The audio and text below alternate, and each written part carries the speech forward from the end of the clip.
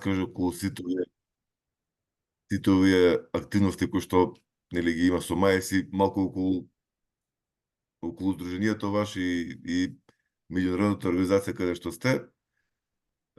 Претпоставам дека ќе биде тоа интересно за сите овде да чујат, па после тоа може да преминеме на вашата презентација.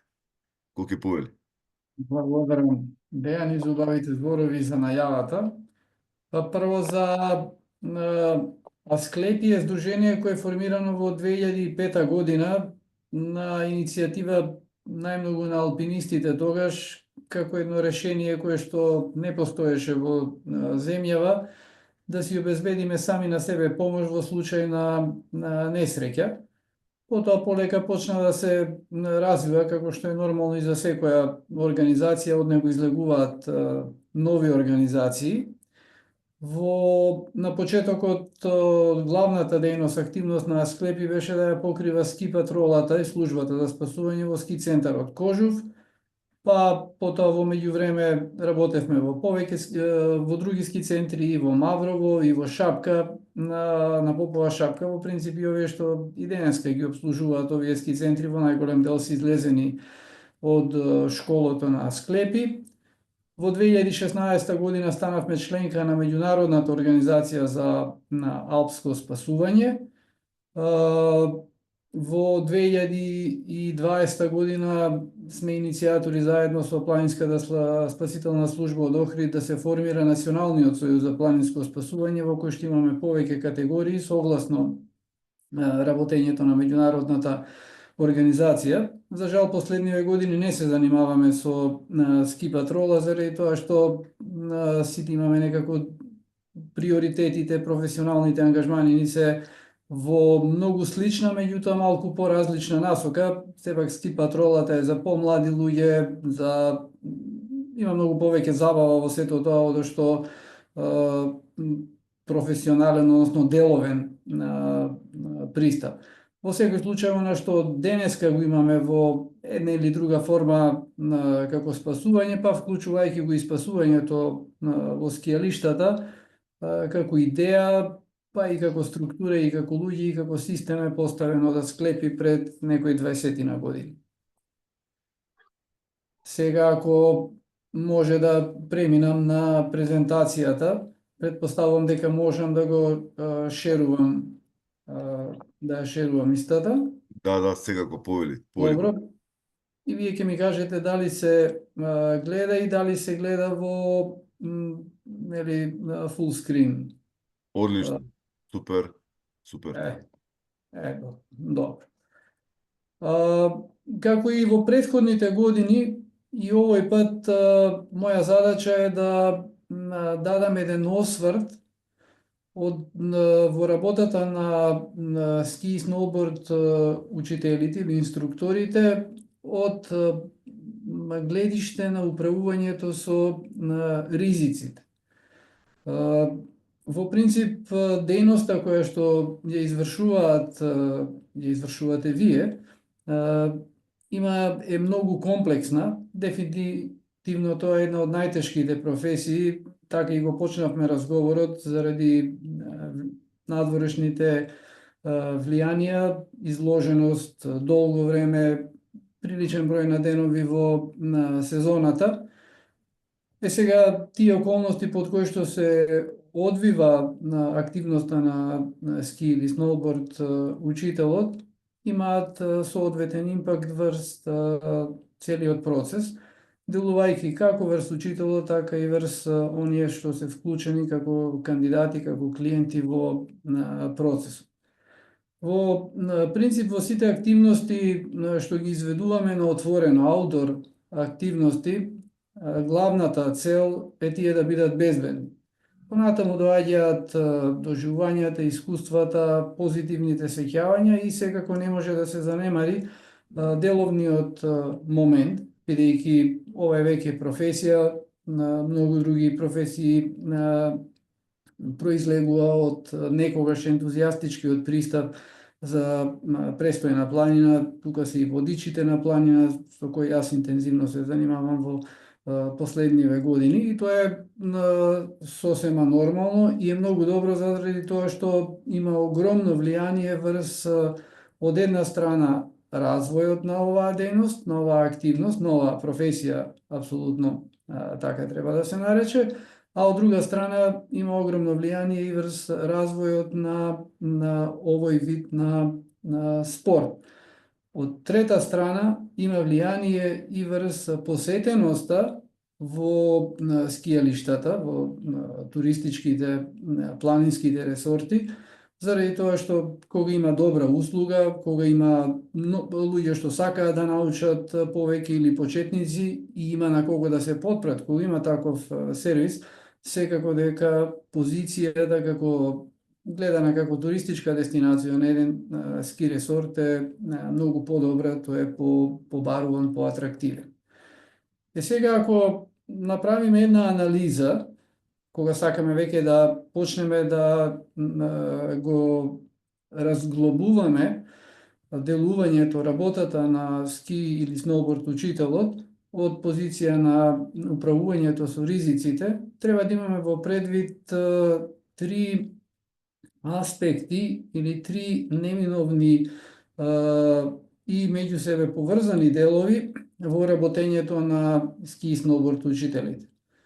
Прво и најважно, сега зборувам од аспект на управување со ризиците, дека е тоа комерцијална услуга. Значи, ски учителот во најголемиот број на случаи работи со клиенти кои плаќаат за својата услуга. Зошто е тоа важно? Заради тоа што тоа е класичен деловен однос во кој што се дава одредена услуга која што е понудена на пазарот. Се што владее како правило за пазарното работење се применува и на овдека. Втората работа е тоа што ски учителот, сноуборд учителот има одговорност за безбедноста на клиентите. Нормално дека оваа одговорност е дефинирана во одредена рамка. Не може да е ски учителот одговорен за се, туку има дефинирана рамка во која што се опишани неговите надлежности и за што е тој одговорен. Во принцип, кога станува збор за еден ски учителски час, инструкторот ги води сите тие етапи и во оние етапи кои што се под негова контрола, неминовно ја превзема и одговорноста за безбедноста на клиентите. И третата работа е тоа што самиот процес постои заради тоа што се врши трансфер на вештини од страна на инструкторот кон клиентите, односно кон учениците, тие кои што дошле да се подучат, да се научат или да ги обноват своите вештини.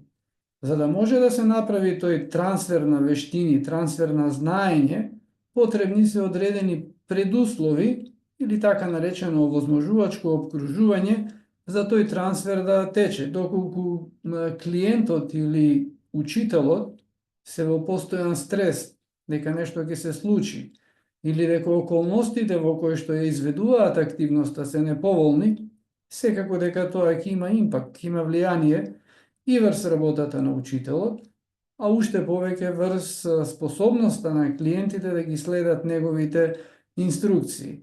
Од една страна, тоа ќе го намали крајниот ефект на перформансот што треба да го испорача учителот, од друга страна ќе го намали задоволството па и постигнуваните или очекуваните резултати кај клиентот. Затоа е многу важно да се има правилен пристап. Генерално зборуваме во планирањето на процесот на давање на услуга или планирањето на ски учителскиот, односно сноуборд учителскиот час. Во принцип и претходно, значи кажав дека кога го разгледуваме процесот на давање услуга, на давање знаење на еден ски и сноуборд учителски час, независно тој колку трае во време, неминовно е тоа мора да се гледа како деловен процес. Затоа што имаме клиенти кои се корисници на услугата и платиле за својата услуга, и од другата страна е ски учителот, ски инструкторот, кој е давател на услугата. Независно дали помеѓу нив постои некаков посредник, ски школа или можеби некоја компанија која што ги менаџира, на терен се тие два субјекти, ски учителот и клиентите. Административните аспекти на деловниот процес се важни пред и после завршување на процесот. Меѓутоа, додека се изведува самата активност на ски терените, само непосредната комуникација помеѓу клиентот и учителот е важна, и токму заради тоа е неопходно и обете страни да имаат разбирање дека е деловен процес, меѓутоа и обете страни да имаат разбирање за постоење на рамката, што значи деловност при давање услуга и секако користење на услуга, затоа што ски учителот обезбедува или ветува дека ќе пренесе одредени вештини, меѓутоа пренесувањето на знаењето е секогаш на половина пат. Од половина пат корисникот на знаењето треба сам да го превземе. Никој не може да гарантира дека на крајот на одреден број на часови или сесии некој ќе има одредени вештини. Доколку не вложи напор никаков во тој процес, нема да се стекне со никакви вештини. Во крајна линија сите влегуваат во овој процес, и учителот и клиентите, со цел да добијат квалитетна услуга. Ски учителот да испорача добра услуга, да изгради добро реноме, секогаш е обкружувањето многу пофино кога имаме задоволни клиенти кои се радосни на крајот од инструкторскиот ден, дека научиле нешто ново, дека имаат нови видици, дека имаат нови согледувања. И сега да сите овие аспекти на процесот да течат така како што треба да течат, за сите страни што се вклучени во процесот да бидат задоволни, неопходно е да постои безбедност.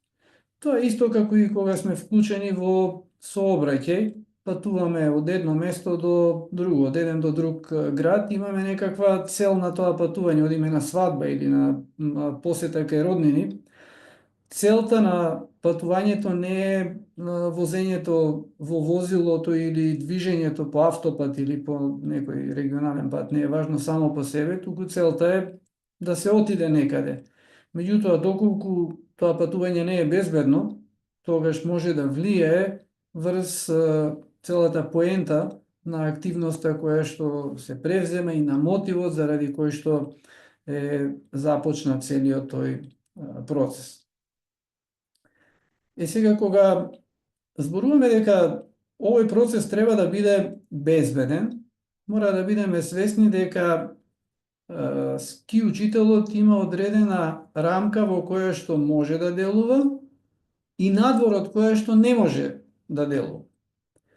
Значи, тоа е една комплексна релација помеѓу повеќе субјекти. Основна е релацијата помеѓу ски инструкторот, ски и сноуборд инструкторите, јас извинувам што заради пократко изговарање го користам на терминот ски инструктори, ски инструкторот и клиентот, меѓутоа тие не се сами на скијалиштето, бидејќи тоа можеби во некои ексклузивни случаи кога станува збор за приватни скијалишти и нешто такво се случува, меѓутоа во најголемиот дел од работата на ски учителите тие работат на јавни скијалишта и заедно со нив на истиот терен се присутни и други посетители на скијалиштето.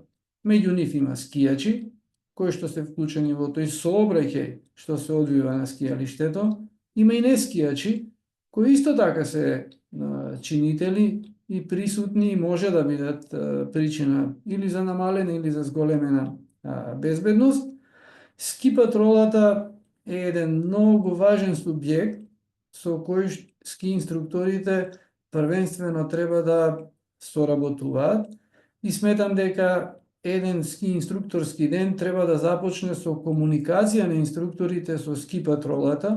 Уште подобро е доколку е воспоставен регуларен канал за комуникација, каде што ќе се испорачаат важните информации за сите посетители во принцип на скијалиштето, меѓутоа посебно за ски инструкторите температура, ветер, температура на снег, квалитет на скијачката подлога, за да може и ски инструкторот уште подобро да го испланира веќе претходно најавениот скијачки час и доколку има потреба да направи навремена адаптација врз основа на информациите што ќе ги добие од ски патролата, а не врз основа на тоа што ќе дојде, планирал да оди на една патека, дошол, видел дека таа патека не е соодветна за програмата на денешниот планиран скијачки час, па треба да прави промена, нели тоа е загуба во време, малце незадоволство и кај клиентите. И доколку се воспостави таа соработка и доверба, се разбира, помеѓу ски инструкторите и ски патролата, е од обострана корист. Од друга страна, ски патролата, заради природата на делување, никогаш не може да ги покрие сите проблеми кои се јавуваат, особено во високофреквентни денови, кога во скијалиштето има по неколку илјади посетители. И имало денови кога сме имале по повеќе од 34-35 интервенции. И во такви денови, и многу често се случувало кога ски инструкторите се првите кои што ни излегуваат во пресрет, независно дали ќе ни информираат, ќе го обезбедат местото на несреќа, ќе помогнат при управување со аки чамецот ако се деликатни условите, расчистување на линијата за движење на патролерите кои што управуваат аки чамец или третираат некој повреден. Во секој случај, таа симбиоза ја сметам како неминовна и треба можеби и на институционален начин да се работи за да биде интензивирана и да бидат воспоставени некои нормални канали на комуникација. И секако тоа е персоналот на скијалиштето. Комуникацијата со нив е исто така од особена важност, затоа што во најголемиот дел тоа се исто така луѓе кои го познаваат скијањето, кои ја познаваат планината, ги познаваат терените, ги познаваат и инсталациите, жичарите, ски лифтовите, во каква состојба се, што може да се очекува, зашто не треба да се води грижа. И тие се присутни и со нив треба да се градат исто така добри релации и да се воспоставуваат некакви редовни канали на комуникација, затоа што колку повеќе информации има ски инструкторот, толку подобро ќе го организира својот работен ден, па и наредните денови врз основа на сите оние алатки што денеска ни стојат на располагање, метео прогноза која што станува се попрецизна и попрецизна, интернетот како добра комуникација со клиентите, да формираме слика, ако прв пат се среќаваме со некои клиенти, со каква категорија на клиенти, во крајна линија и со какви карактери ќе се соочиме за време на ски инструкторскиот час. Сега, кога се зборува за безбедност или управување со ризиците, има два пристапа, па се повеќе ментални, психолошки пристапи. Дали го гледаме целиот тој процес за да го направиме да биде безбеден, или го гледаме сето тоа за да ги избегнеме опасностите. Во принцип тоа е пристапи кон животот. Дали правиме некои работи во животот, во сообраќај, ги почитуваме сообраќајните правила за да бидеме безбедни, или пак почитуваме за да не бидеме казнети,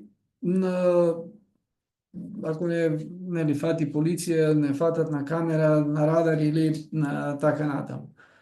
Добро е да се размислува секогаш на аспектот на безбедност, дека сите тие мерки кои што постојат, процедури, правилниците за работа, стандардите кои што постојат во процесот на едукација, потребата од релиценцирање, обновување на важноста на лиценците на одреден временски период согласно одредени програми, сето тоа постои, од една страна процесот да биде безбеден, од друга страна услугата која што се испорачува да биде квалитетна.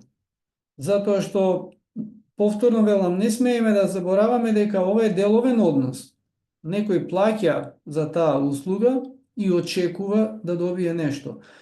Колку е квалитетот на испорачаната услуга повисок и поблизок до очекувањата, особено ако ги надмине очекувањата, толку и афирмацијата на таа услуга ќе биде поголема и побарувачката за истата ќе расте. Гледано од пазарен аспект, како деловен процес, тоа значи дека работата на ски учителот ќе биде почитувана, барана, вреднувана, па со тоа си доаѓаат и економските бенефити.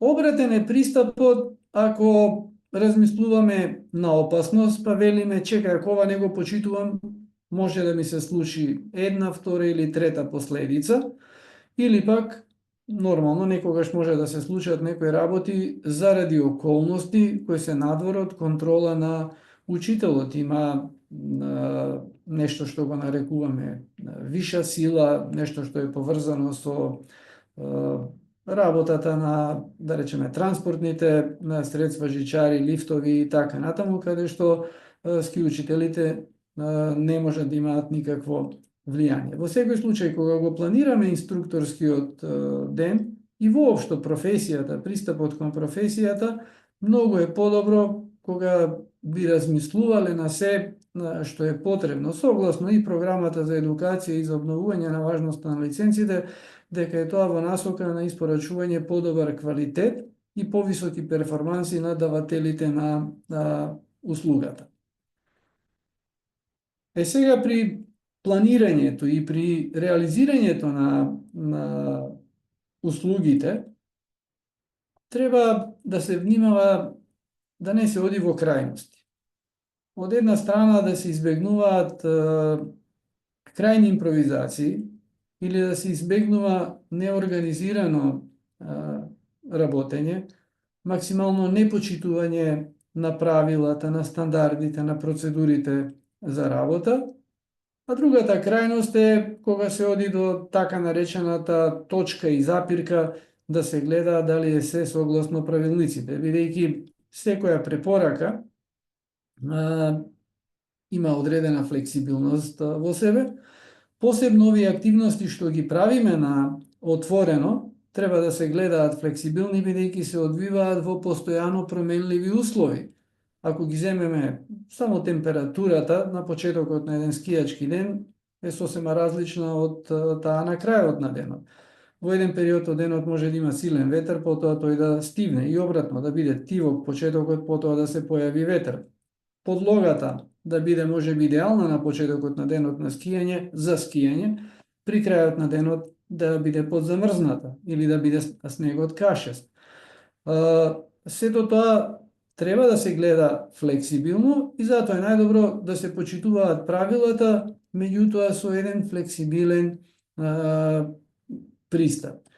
И во принцип таа тријада, од една страна дека се што правиме се одвива на планина, на скијалиште, од друга страна дека се обидуваме сето тоа што го работиме, да го сработиме на безбеден начин, со цел да ги избегнеме опасностите. И ако оваа тријада ја поврземе на еден логичен, разумен начин, мислам дека сме на добар пат да си ја завршиме својата работа квалитетно и секако безбедно. Во науката, да ја речем, за управување со ризиците, во активностите на отворено, не зборам генерално, бидејќи науката за управување со ризици е широк поим, од финансиските ризици до ризици геополитички и така натаму. Ние зборуваме сега за управување со ризици во авантуристичкиот туризам. Услугите што ги даваат ски и сноуборд учителите се дел од авантуристичкиот туризам. Првото правило е дека треба да се избегнува било која опасност.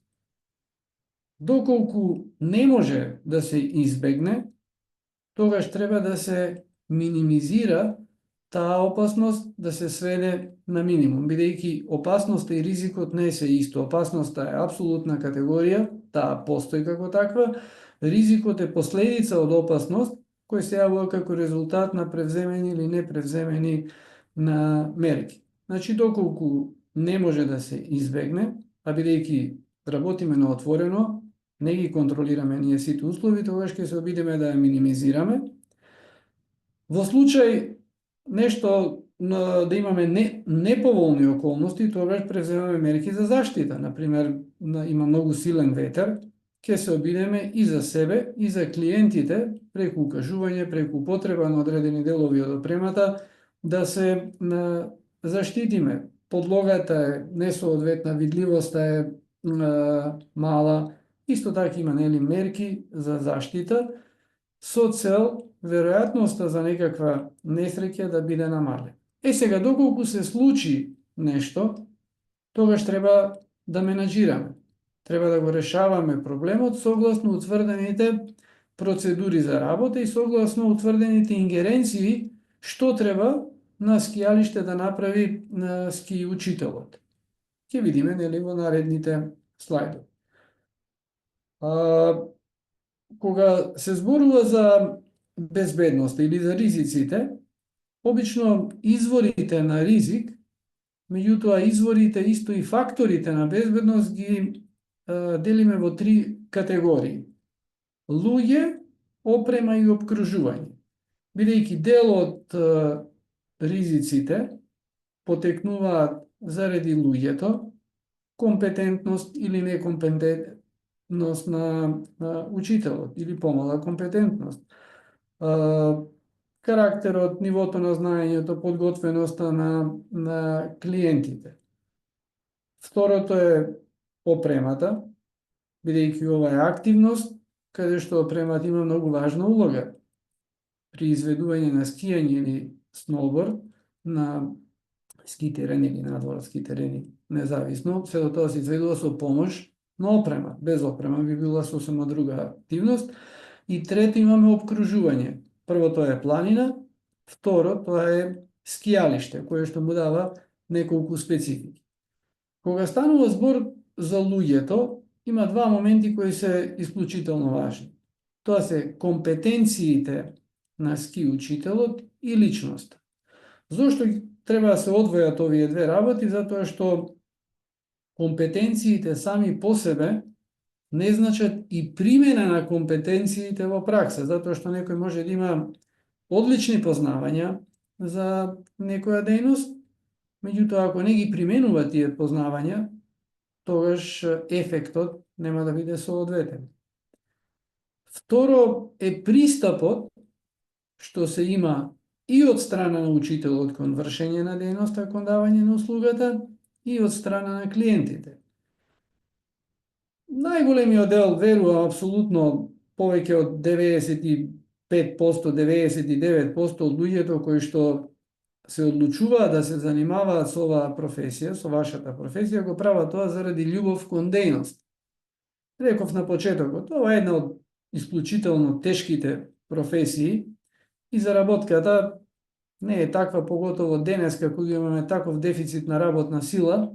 Има многу други работни позиции кои што може да обезбедат и поголема заработувачка, ама нема да го обезбедат кај давателот на услуга тоа задоволство. Значи, луѓето влегуваат во оваа дејност заради задоволството што го имаат.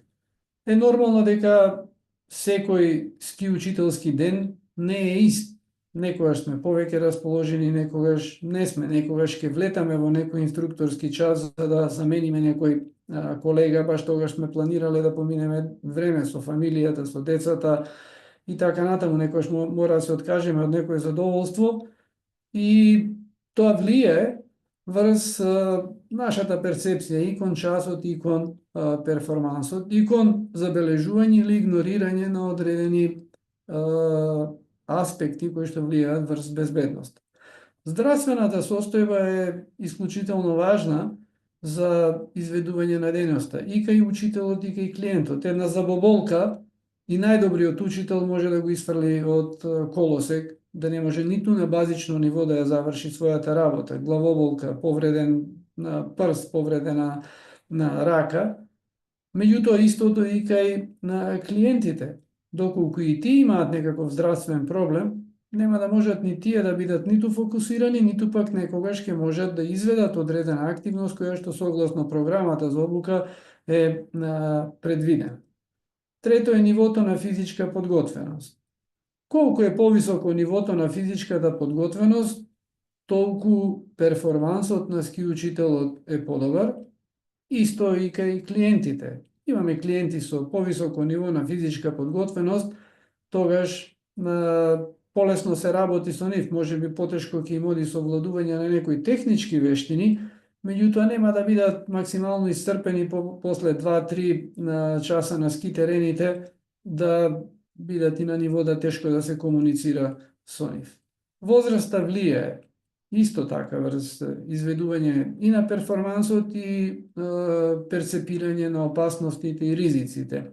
Генерално помладите луѓе се поентузијастични, поамбициозни, подинамични. Повозрасните луѓе и како клиенти и како ски учители имаат поголема трпеливост, поголемо разбирање, нели, годините живот или годините активност во одредена дејност, значат посебно кај учителите сериозен капитал, заради тоа што најразлични профили на кандидати, на клиенти се поминати најразлични згоди и незгоди по скијалиштата и се е помал бројот на нови ситуации, на нешто што не е видено, за кое што веќе нема изграден алгоритам како да делува ски учителот. Па затоа, нели, има клиенти кои што преферираат исклучиво повозрастни ски учители со поголем стаж, но од друга страна пак има и клиенти кои преферираат помлади, особено кога станува збор за работа со деца, да им дадат некаква динамичност, анимација во процесот на учење. Големината на групата исто така има значење, па сите го знаеме, не е се едно дали обучуваме еден човек или обучуваме 6-7 луѓе, што е секако дефинирано од една страна со регулатива, со правилници за работа, од друга страна е на прашање на проценка, искуство на самиот учител и на нивото за кое што се подготвуваат кандидатите. Сигурно дека за основно базично ниво е потребна многу повеќе енергија да се вложи во клиентите и кога би имал тој однос помеѓу учител и ученик би бил на страна на учителите, поголем број учители на одредена бројка на ученици, целиот процес би бил и по-безбеден, а секако и по-квалитетен. И понатаму културната позадина кај клиентите е исто така важна, доколку доаѓаат од средина каде што има култура за зимските спортови, култура за скијањето, култура за престојот на планина, култура за активности на отворено. Многу полесно е да им се објасни како да се облечат, како да внимаваат ветрот да не им ја оддува ракавицата, да не им оддува капата, дека не може транецот на стрмна падина туку така, ако го носат со себе да го стават, дека да може да летне.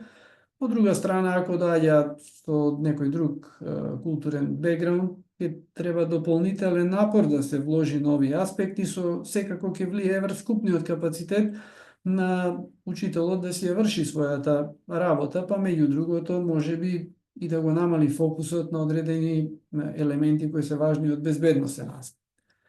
Во делот на опремата,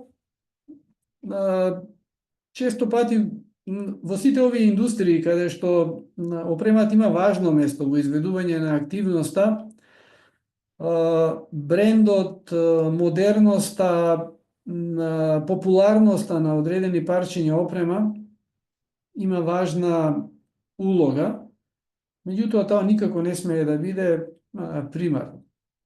Најважно е да е опремата соодветна, да може да заврши работата и да е соодветна за намената за која што се изведува.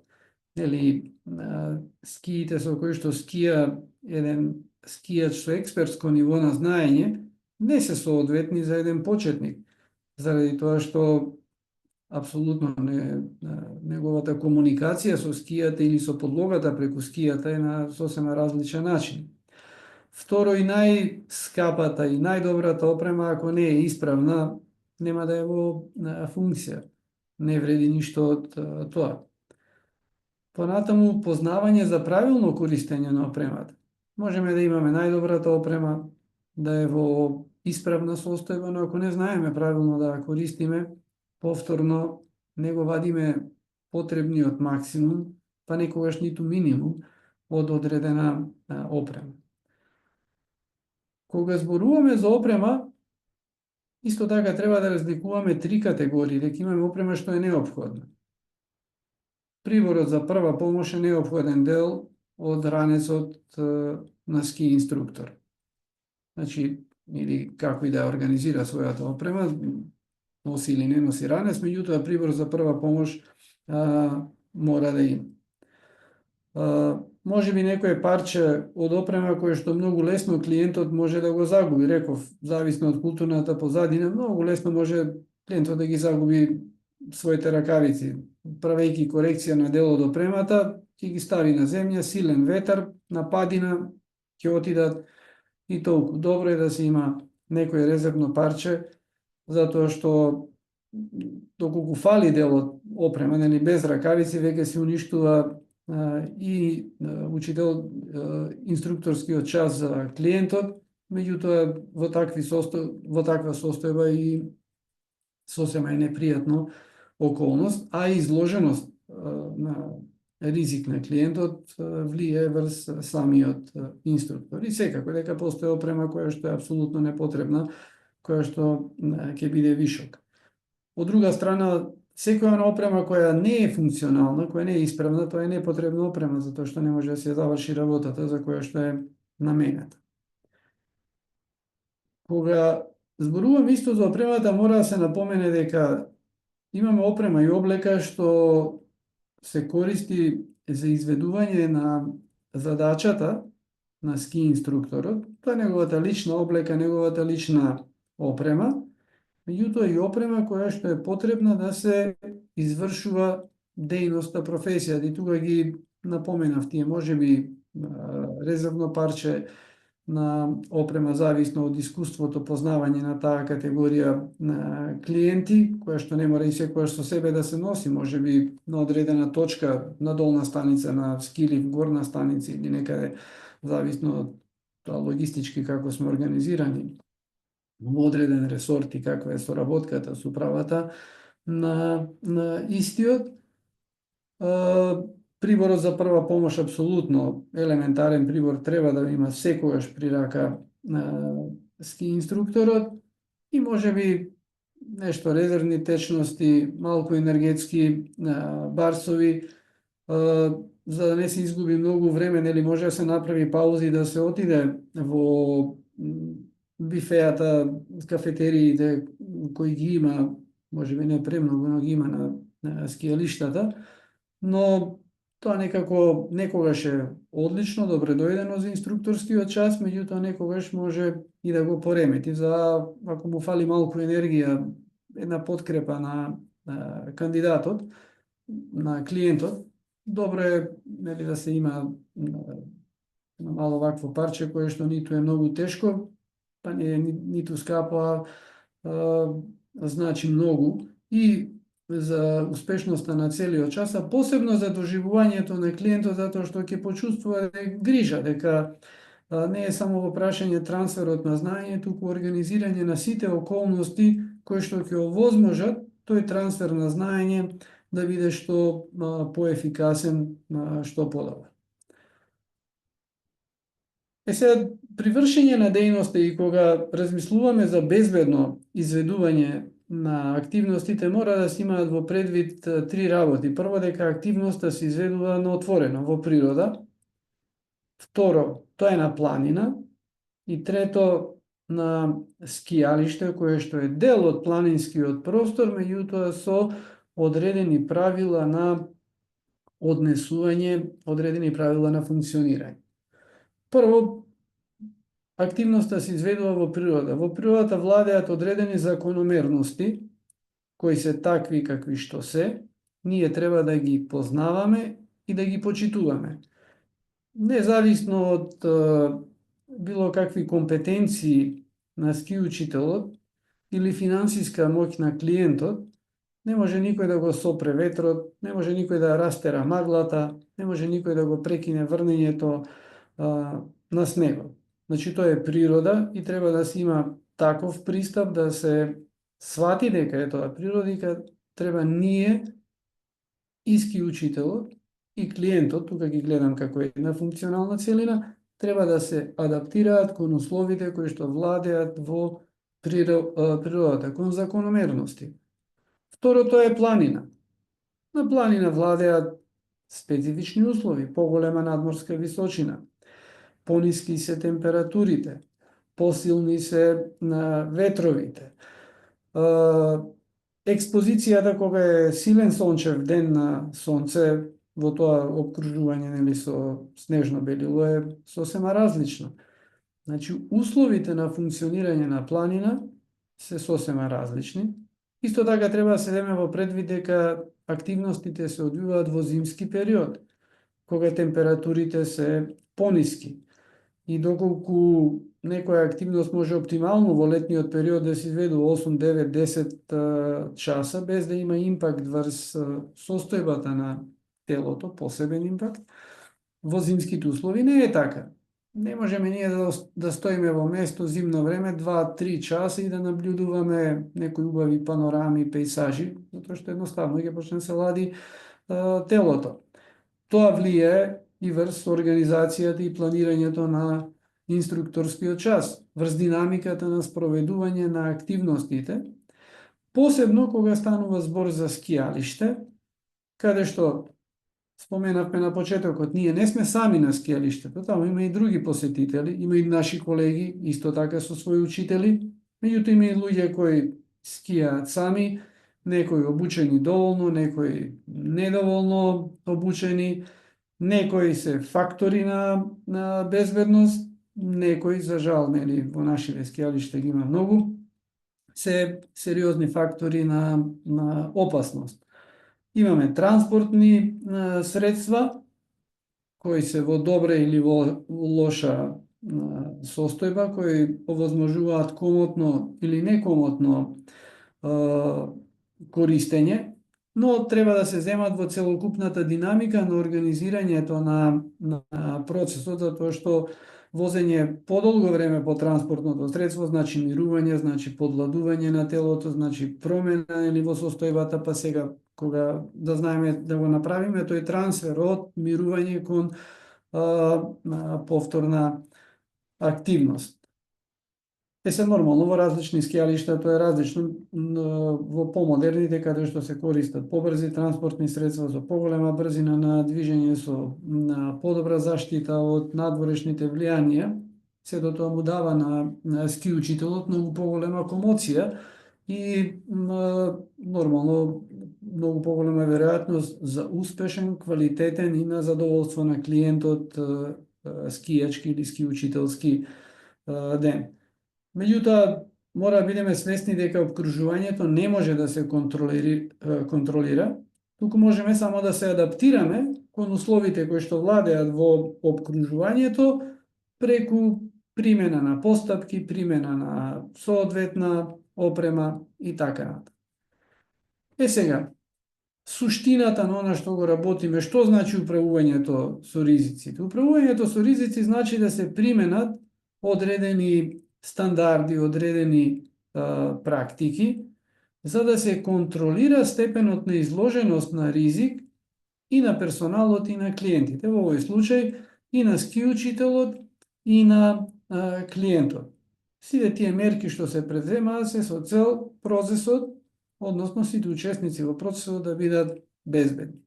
Се започнува со препознавање на ризиците. Треба да се препознае што е ризик, а што не е ризик.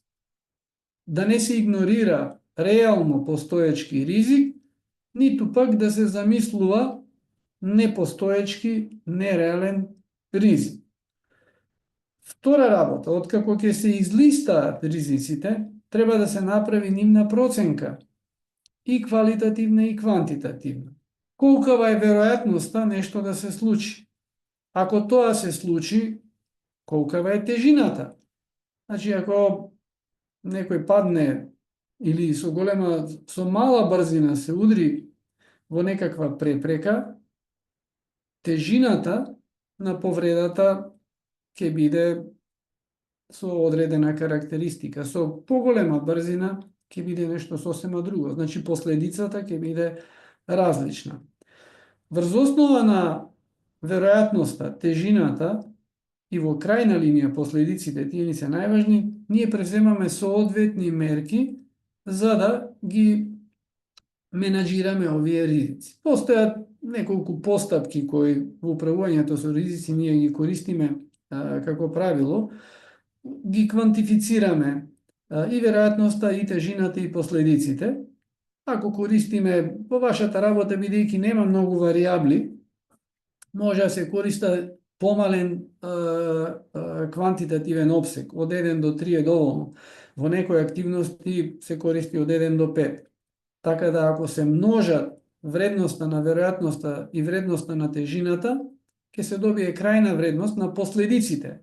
Тоа е најважно, каква ќе биде последицата од некакво дејствие. Ќе се добие вредност од 1, во овој случај најмногу 9.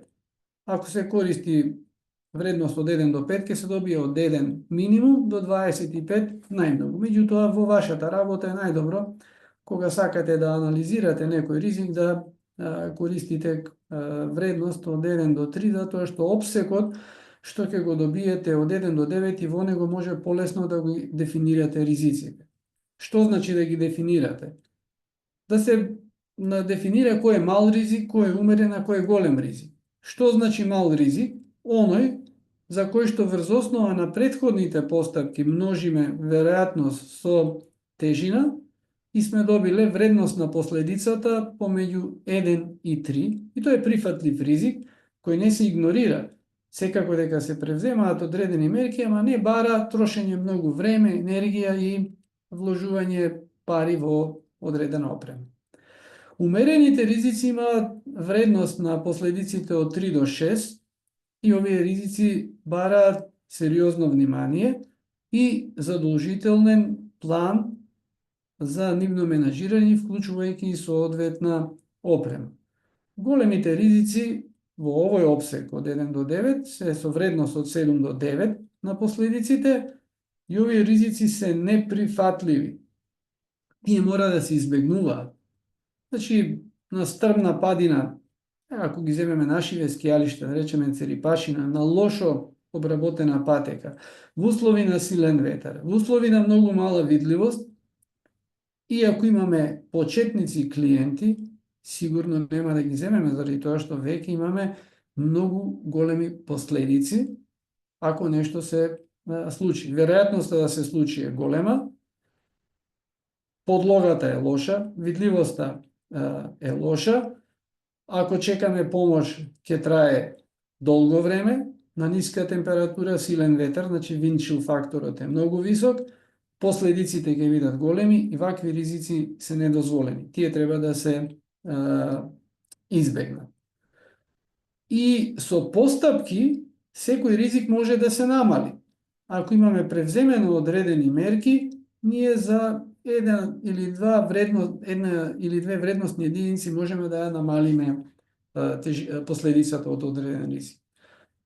Ова е една табела што треба да се користи.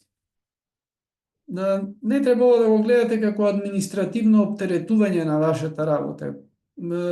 И ние кога почнувавме пред 20 на години со риск менеджмент кај водичите во планина, кај професионалните водичи, на почеток беше гледано ова како административно оптеретување, ама подосна луѓето со годините сватија дека многу им помага. Затоа што решение за решавање на ситуациите, нестреките на планина не е дека ќе размислуваме, абе мене тоа нема да ми се случи или во мојата група нема да се случи. Се случува. И никогаш нема да престане да се случува и доколку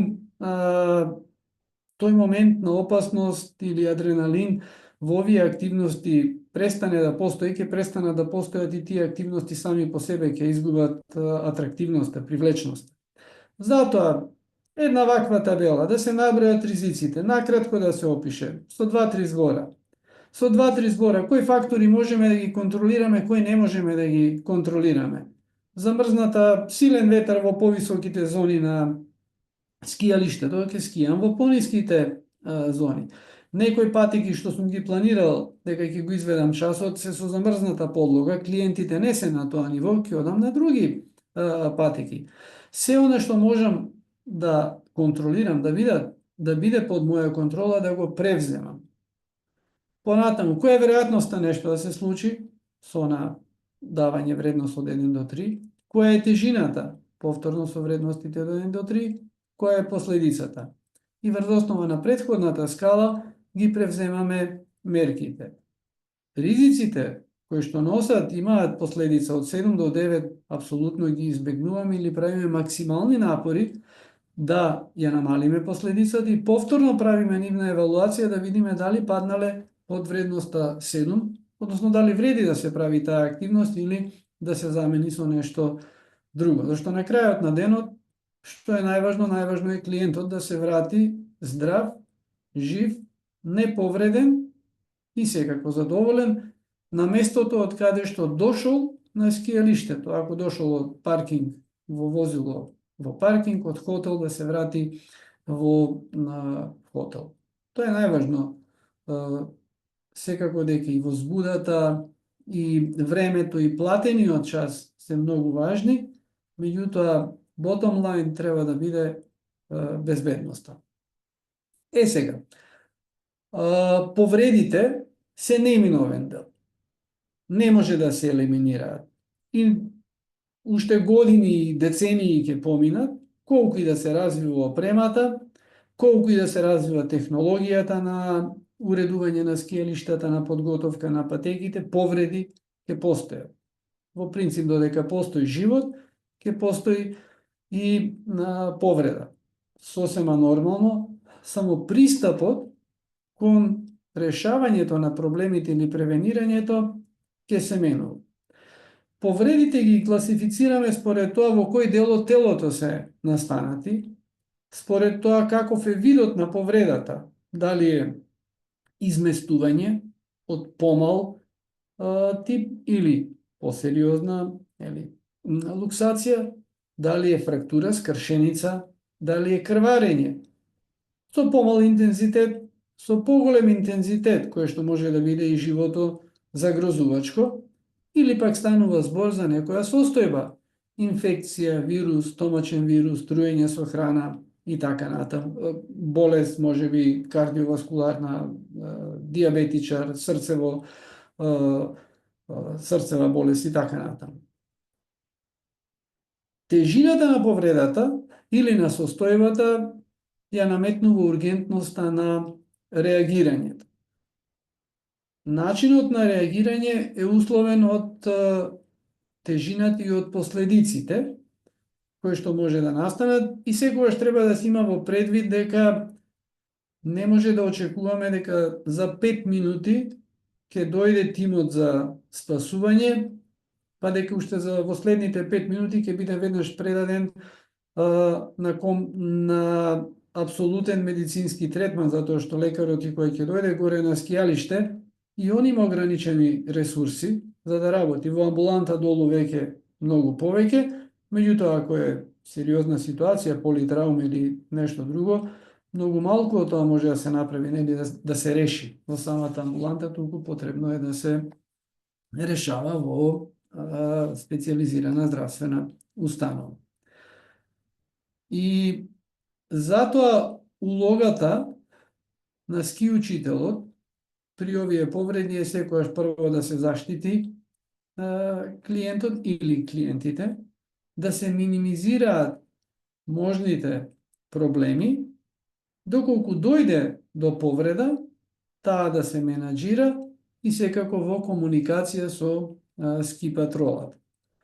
Сега според природата може да бидат повреди на глава, повреди на екстремитети, повреди на рбетот, кои се особено сериозни, може да бидат крварења, може да бидат некои здравствени состојби што ги споменавме претходно. Денешниот човек многу малку се движи, бројот на кардиоваскуларни заболувања е се поголем и треба и на тоа да се обрне внимание. Ако нешто се случи, а неминовно е во работата нешто да се случи, Првата активност што треба постапка да ја превземе ски учителот е да го обезбеди местото каде што се наоѓа повредениот, за случајно некој друг скијач да го повреди. Значи, скиите, тоа е дел од обуката, се ставаат над местото каде што се наоѓа повредениот, како еден вид сигнал, меѓутоа во одредена мерка и бариера.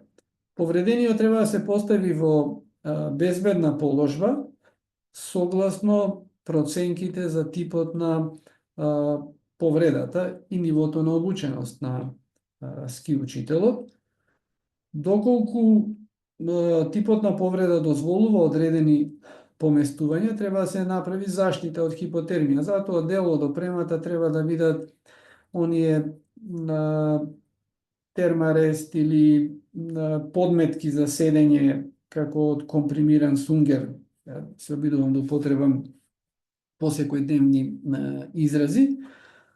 За да се стави под оние делови од телото каде што најмногу и ќе се губи топлина, нели, под задникот, колковите, градите, затоа што времето додека дојде специјализирана помош или транспорт на повредениот, може да биде различно. Некогаш, ако сме близко до станицата и ако ски патролерите се тука, Аки Чамецот веднаш до нив може да дојдат и за 5 минути, ама некогаш во еден фреквентен ден во сабота или недела, кога има неколку илјадници посетители и кога навистина не знаат ни они главата каде име од многу работа, тоа може да биде и 40-45 минути.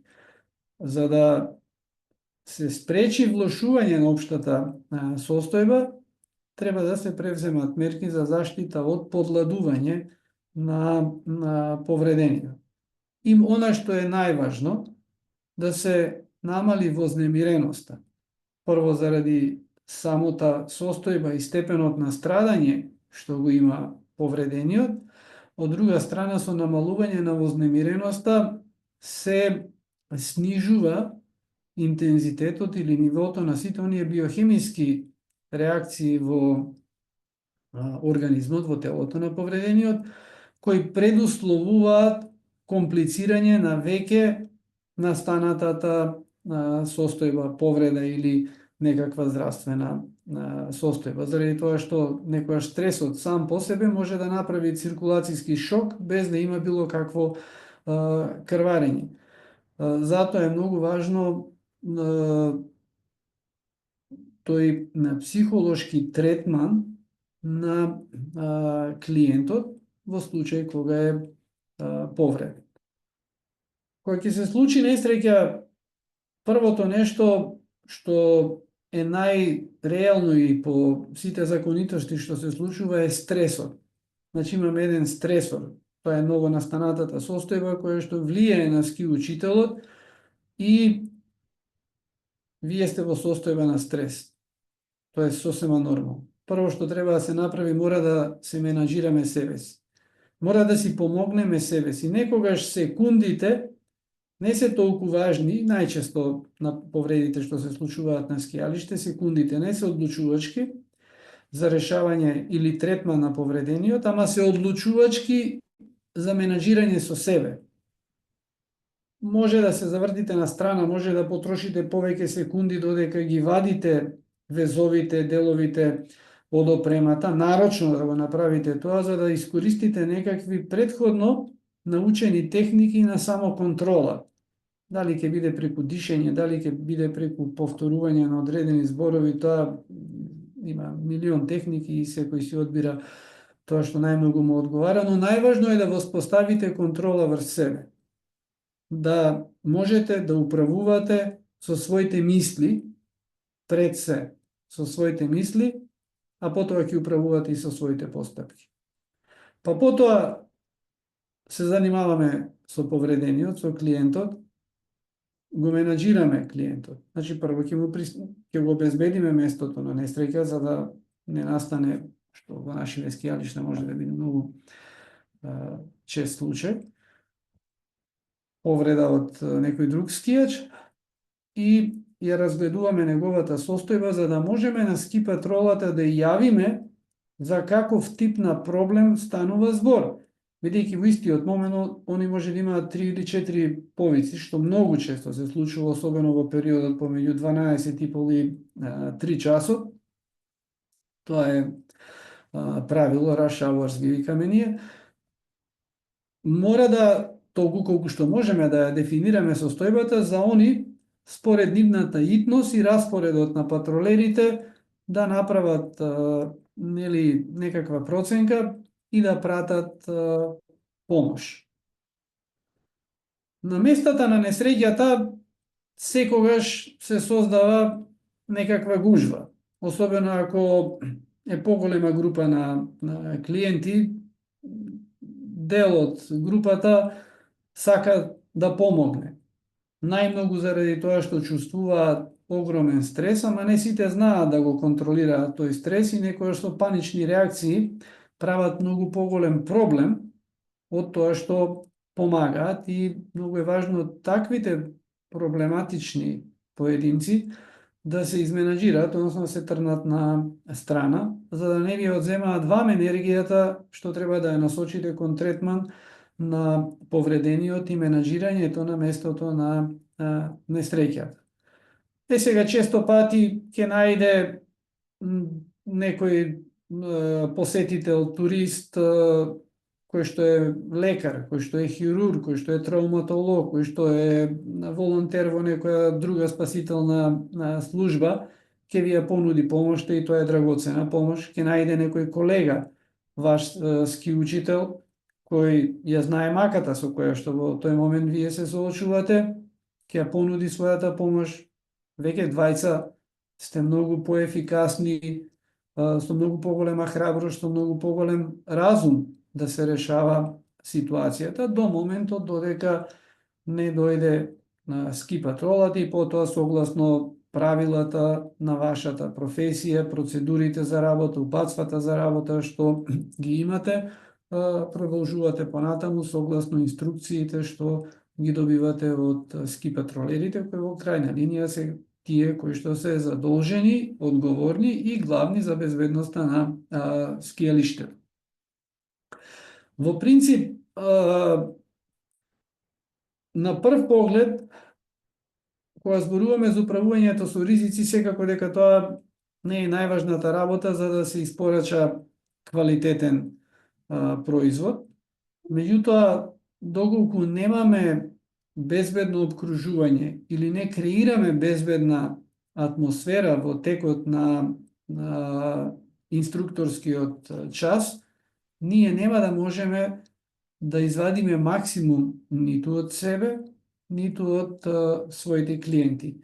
И токму затоа и обрнуваме внимание да ги превземеме сите мерки за да се минимизираат опасностите и да имаме подготвен систем за реагирање, за да ако нешто се случи, а сосема е нормално, ова се активности на отворено, затоа и се вика авантуристички туризам, затоа се ова адреналински спортови, и развиваме алгоритам со кој што ги решаваме овие ситуации. Толку превидов јас за вечерашнава презентација. Доколку имате прашања, повелете, но и доколку вечерва немате прашања понатаму во наредниот период, имате некои прашања во врска со оваа тема, исто така преку одговорните инструктори во МАИСС ќе ме контактираат, ќе го проследат тоа прашање и во на моите можности ќе гледам да одговорам, меѓутоа пред се вечерва доколку имате прашање, повелете. Добро вечер, Коки, Бобан е овдека. Имам едно прашање ја. Како да се заштитиме од камиказите на стаза што доаѓаа? Бобан, ти беше неколку години во ски патрола и многу добро знаеш со какви се последици сме се соочувале од политрауми. Некој од нив има, нели, годинава судски случаи, врсници. Јас вчера, мојот кум, баш на шапка, беше повреден многу сериозно од, нели, таков се, тој не е убав збор, ама навистина се камикази, со многу сериозни повреди, 8 скршени ребра, оштетување на белодробно крило. Мислам, тоа е на граница на живото загрозувачка ситуација. Тоа е пред се во надлежност на управата на ски центарот. И ова прашање што го поставуваш е институционално прашање, кое што отвара и на повеќе прашање. Прво, колку се почитува постоечкиот закон за скијалишта. Второ, дали треба тој да се надгради. Трето, која е улогата на ски учителите во целокупното функционирање на скијалиштето. На секаде низ светот тоа се респектирани соработници на скијалиштето, а не некому, нели, што ќе му наплатиш повеќе заради тоа што заработува овдека. Тие се промотори на скијањето, тие се промотори на дејноста, тие се промотори на дестинацијата. Меѓутоа, ова прашање што го поставуваш, и во постоечкиот закон е предвидено дека треба да има служба за безбедност и во принцип на отстранувањето треба да го направи на ваквите посетители службата за обезбедување, а не ски патролата. За жал, кај нас ски патролата е принудена да ги решава овие случаи, иако често пати знаеш и сам, сме се соочувале со милион ситуации каде што немаме никакви ингеренции, туку треба да ги убедиме, да ги употребиме сите меки вештини за да ги или разубедиме овие камикази малце да намалат со адреналинот, или пак управата на скијалиштето, нели, како некој со поголем авторитет, нешто да превземат. За жал, тоа е сериозен проблем. За мене долгорочното решавање го гледам во што поголема популаризација на дејноста на ски учителите. Ако секој скијач што ќе дојде на скијалиште помине барем 10 часа кај ски учител, јас верувам дека тој нема да биде, барем ако ништо друго, за 50% ќе биде помала камиказа од тоа што е.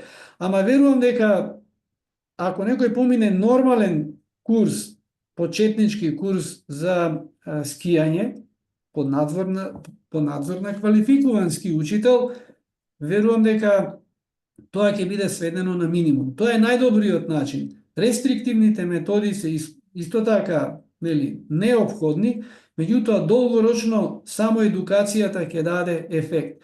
И тука е многу важно, значи, афирмацијата, поддршка од државата, поддршка од управата на скијалиштата, потенцирање на важноста, значењето што ски учителите го имаат врз целокупното живење на скијалиштето. Не станува збор само за комерцијалната услуга што ски учителот ќе ја даде за време на часот.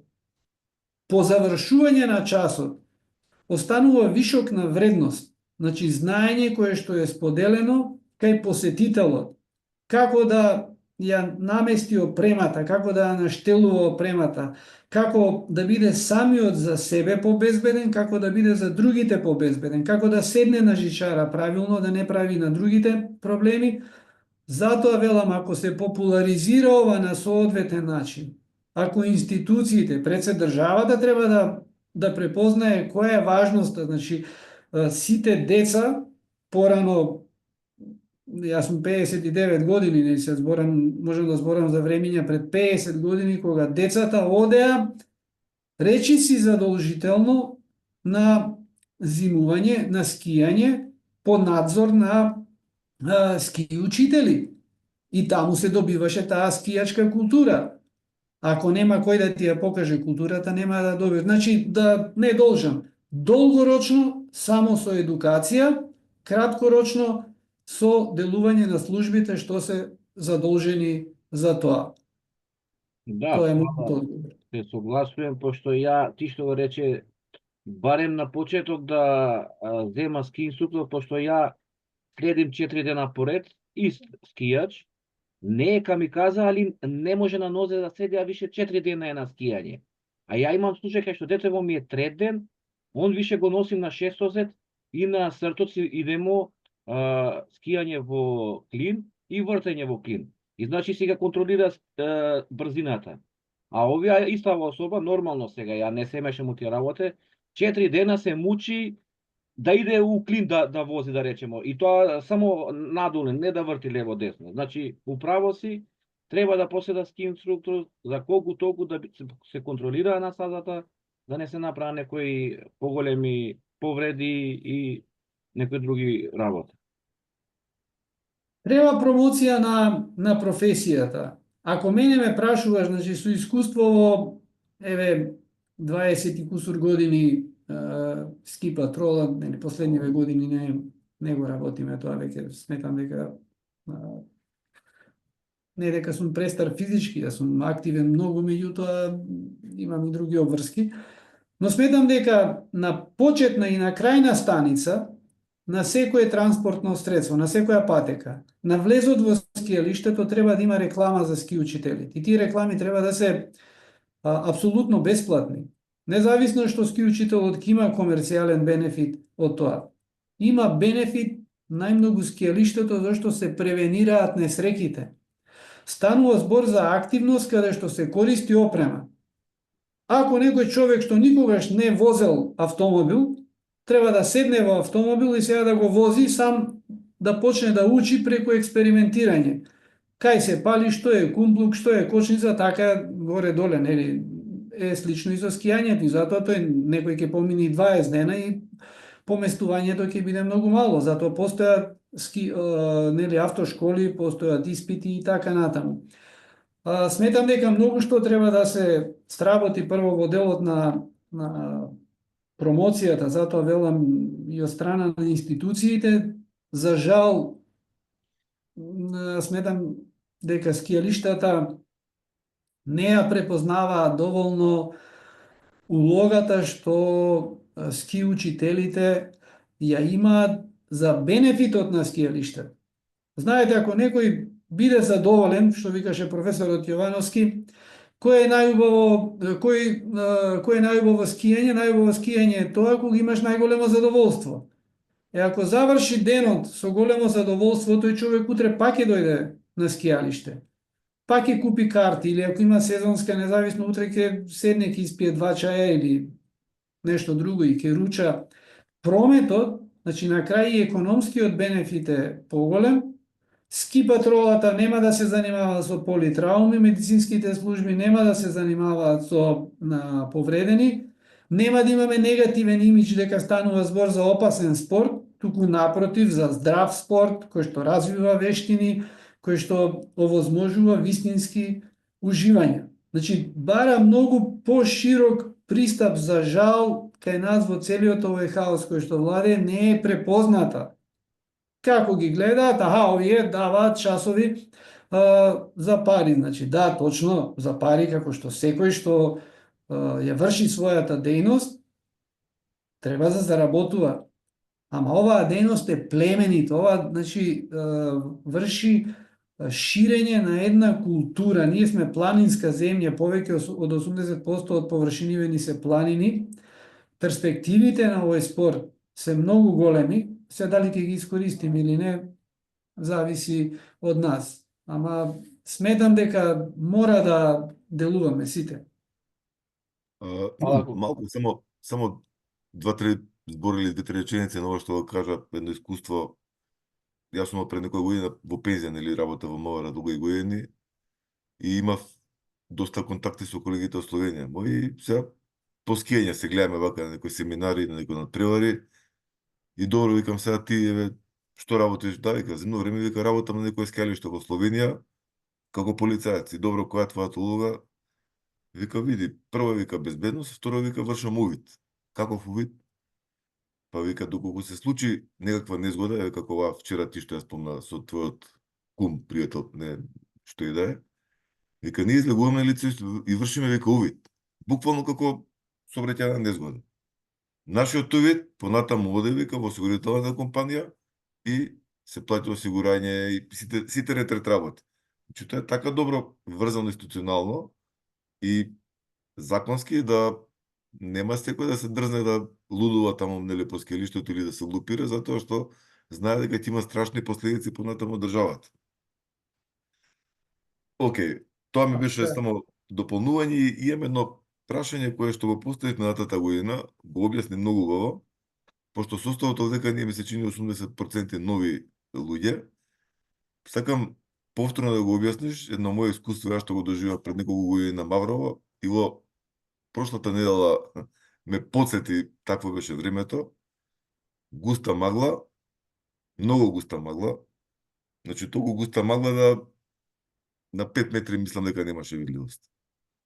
И скијам полека, бавно, не можеш ни брзо да скијаш. И како скијам и полека ми се лоши во стомакот, добивам нагло на повраќање, мачнина. По известно време доаѓа друг колега, таму беше на Галички, доаѓа и ми вика, бе, вака и вака денеска, бе, ќе повраќам, никогаш не ми било во живот така здрав, прав, никогаш не сум имал мака, денеска ми се случи нешто и не знам што е.